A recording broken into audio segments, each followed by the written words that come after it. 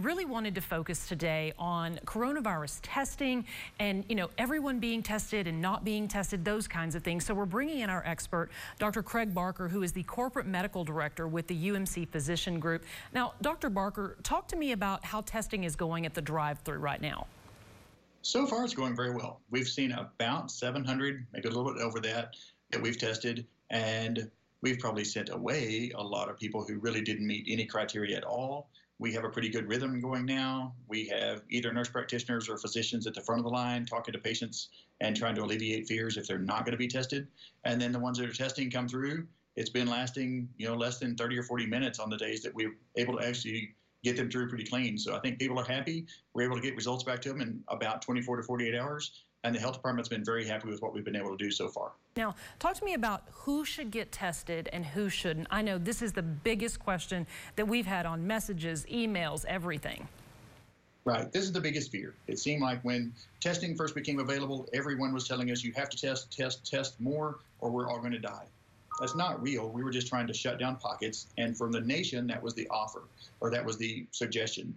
The ones that should be tested are the ones with fever, with illness, and with a lot of concern, either because they were exposed somewhere or because the rest of their symptoms don't make sense. So if they've got fever, they've got severe fatigue, they've got cough, those are the ones that typically should be tested if that's going on and doesn't make sense to be flu or strep. All right, and the other complaint we've had, you're turning people away from being tested at all. Talk about how that process might have changed over the last week. Over the last week, we've seen several iterations of the CDC guidelines and the Texas Department of Health Services guidelines. Those are the ones we're trying to follow as much as possible.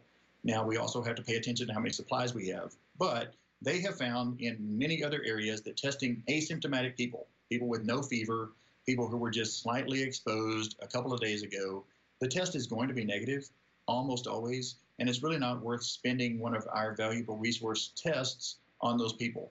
So when we interview them, talk about their symptoms, talk about what's going on, many of the people who have come through the line really don't fit criteria to test, or they've just been asked to test by their boss or somebody else, and that doesn't really fit the criteria.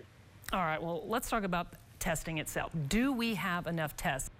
Testing is a moving target. So far, like I said, we've been over 700. We have a few hundred more swabs to do here, at least 100 more for the day, and then we're getting more shipments in every day. It's coming in certain allotments from the labs. But nationwide, nobody was ready to test several million people all at once for this type of swab, even though it's used for other things. So we're getting in 100 or more per day. We think that will continue. We don't know exactly how long. We have not run out yet. We got close a couple times, but then it's always come through with more swabs that day. Very good. Now, let's see, turnaround time. And we've heard, in other places, turnaround time is several days, like 3 to 5 days. How are we doing on turnaround time? CPL lab, or Clinical Pathology Lab, has worked with us. They're based out of Austin as a regional lab.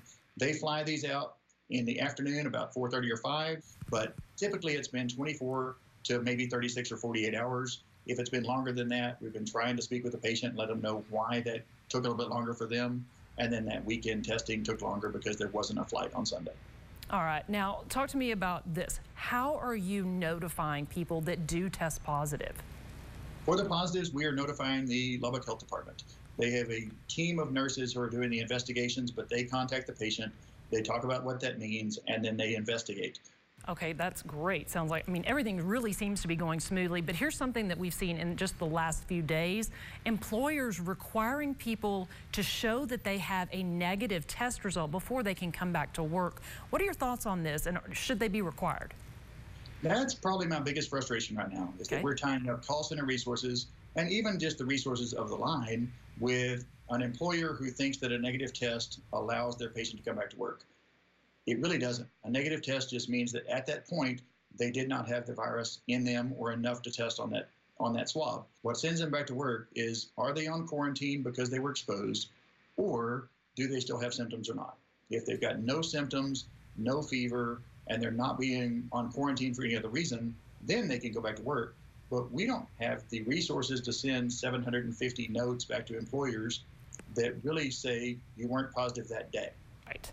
That makes sense. You can't guarantee a whole lot of things. Now, talk to me, does a positive result for one of the COVID tests change the way that you're treating the symptoms? Really not. By the time we've seen a patient, if they're sick with flu-like symptoms, they should be doing flu-like treatment. So if they can stay at home because they're breathing fine, they just feel bad, then they should use cough suppressant, they should use Tylenol, they should drink a lot of fluid, and they should rest. If somebody ends up in the hospital because they really can't breathe on their own, we're going to breathe for them, give them oxygen, we're going to take care of whatever needs to be done, and then that test still isn't going to come back for a good 24 hours, even in the hospital. So we're going to treat the patient based on symptoms.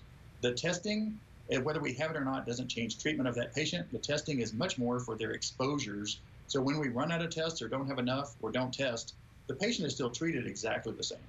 Okay, one more question, Dr. Barker. I know a lot of people, the fear that goes with all of this, they're worried that if I don't get tested, something might happen to me and I could die. Kind of what are your thoughts on all this? Take the fear down. Well, I think what happened is that in order for us to get some people to listen and self-quarantine or social distance, we got a very forceful message out early in America and around the world. Some of us took that message to the point of almost being crazy with panic or anxiety. And what we need you to do is just use the anxiety to get you to the point of social distancing like we ask you to. All right, well, Dr. Barker, I know from all of us here at KLBK, thank you for what you're doing. Y'all are on the front lines every day trying to make sure everyone is, as healthy as they can be. We certainly appreciate what you guys are doing, and thank you for your time today. Thank you for getting the word out. We appreciate you. Have a great day. You too. All right, folks, don't go anywhere.